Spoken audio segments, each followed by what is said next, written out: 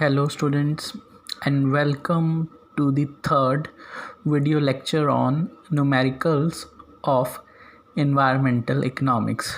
आज ये environmental economics के numericals का थर्ड वीडियो लेक्चर है, तो हम थर्ड numerical कंटिन्यू करते हैं। आओ देखते हैं।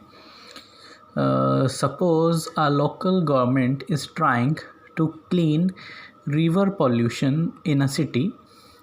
There are 100 families in the city and each has an identical demand function.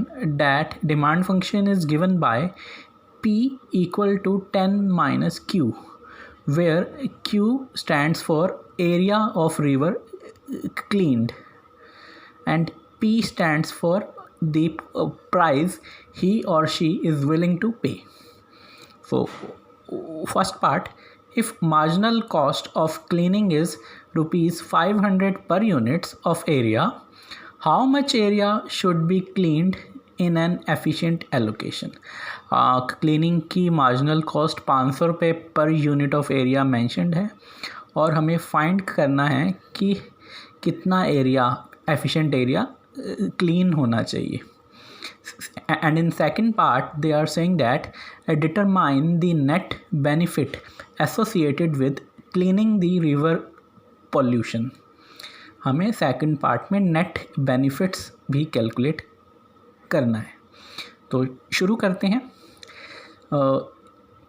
तो मेन इसमें हमें दो चीज़ें चाहिए। एक एफिशिएंट एलोकेशन के लिए कितना एरिया क्लीन होना चाहिए वो एरिया कैलकुलेट करना है। सेकेंडली हमें नेट बेनिफिट कैलकुलेट करना है। तो ये दोनों चीज़ें कैलकुलेट करने से पहले हमें कुछ काम करने पड़ेंगे इनिशियली। सबसे पहला काम जो क्वेश्चन में डिमांड फंक्शन मेंशन्ड है, that is P equal to 10 minus Q। आप देख सकते हैं ये रहा जो ये डिमांड फंक्शन है P equal to 10 minus Q। इस डिमांड फंक्शन की आपको स्केचिंग करनी पड़ेगी, इसका ग्राफ बनाना होगा। तो ग्राफ बनाना इजी है। एक बार Q को 0 पुट करके देख लो, आपके पास P आ जाएगा, तो उससे हमें एक कोऑर्डिनेट अवेलेबल हो जाएगा। ऐसे ही एक बार P को 0 पुट कर लो, वैल्यू ऑफ Q आ जाएगी, उससे दूसरा कोऑर्डिनेट आ जाएगा। उन दोनों पॉइंट्स को एक्स एक्सिस और वाई एक्सिस के हिसाब से आप उस पॉइंट को प्लॉट कर लो, फिर उन पॉइंट्स को ज्वाइन कर देना। आप देख सकते हैं ऐसा करने पर हमारे पास दो पॉइंट्स आए थे। एक ए पॉइंट आया था 0,10 और बी पॉइंट आया था 10,0। इन दोनों पॉइंट्स को हमने यहाँ प्लॉट करा और इन्हें ज्वाइन कर दिया। इनको ज्वाइन करने पर हमारे पास डिमांड फंक्शन आ गया and that demand function is P equal to 10 minus Q। ये हमारा डिमांड फंक्शन है। और आप एज्यूम कर लो कि Q stands for area cleaned. जो एरिया हमने क्लीन करा है वो Q है, तो हमने वो एक्स एक्सिस पे लिया है। तो अगर एरिया क्लीन्ड Q है तो कंज्यूमर कितना प्राइस देना चाहेगा, हाउस होल्ड कितना प्राइस देना चाहेगा, तो वो प्राइस हो जाएगा 10 माइनस Q। अगर Q हमारा एरिया क्लीन्ड है तो कंज्यूमर 10 माइनस Q इतना प्राइस देना चाहेगा, और वही प्राइस मैंने यहाँ लिख रखा है 10 माइनस Q, आप देख सकते हैं।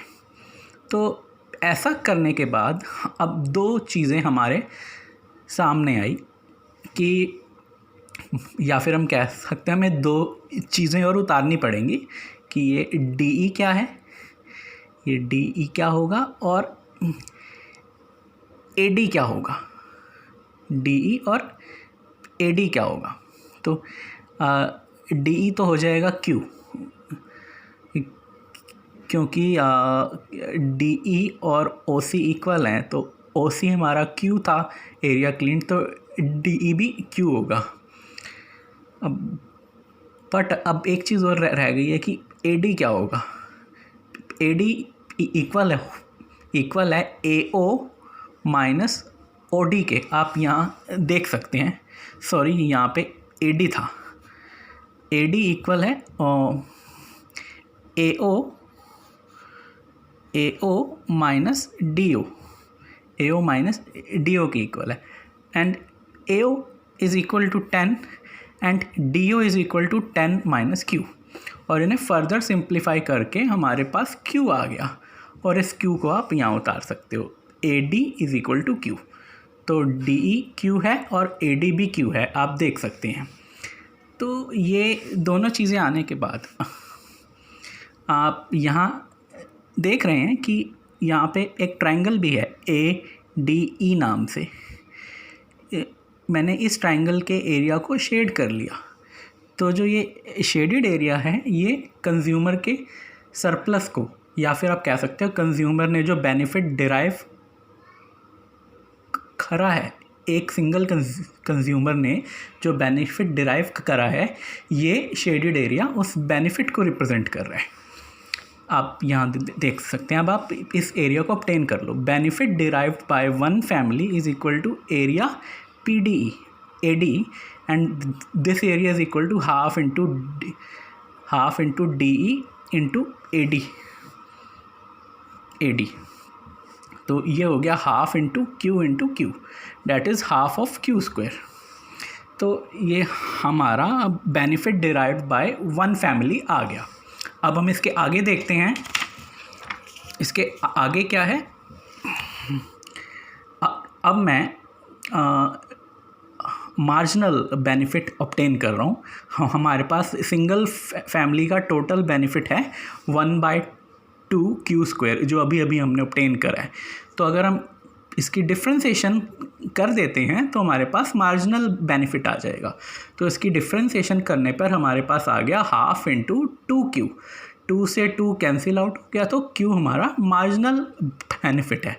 And at the same time it is given that marginal cost is 500। तो हम एफिशिएंट एलोकेशन के लिए एरिया फाइंड करना चाहते थे। तो एफिशिएंट एलोकेशन के लिए कंडीशन होती है marginal benefit equal to marginal cost.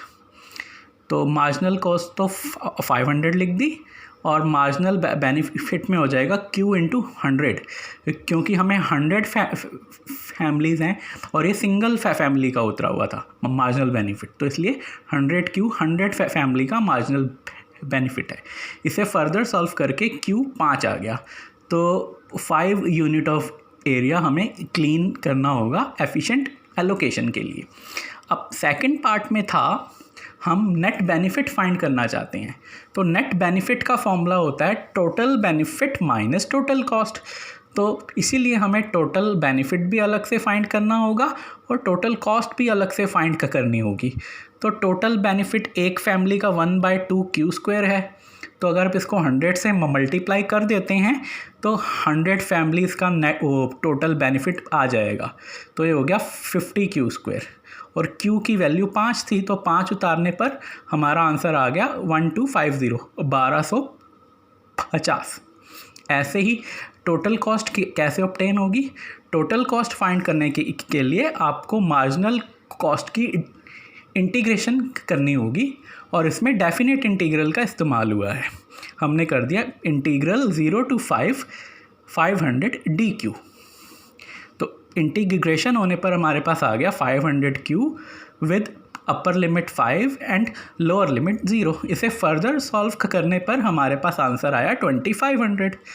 तो आप अब टोटल बेनिफिट में से जो 1250 है उसमें से टोटल कॉस्ट को माइनस कर दो। तो 1250 में से 2500 माइनस हो गया, और -1250 हमारा नेट बेनिफिट है। So this was explanation to this numerical. Thank you students and have a great day.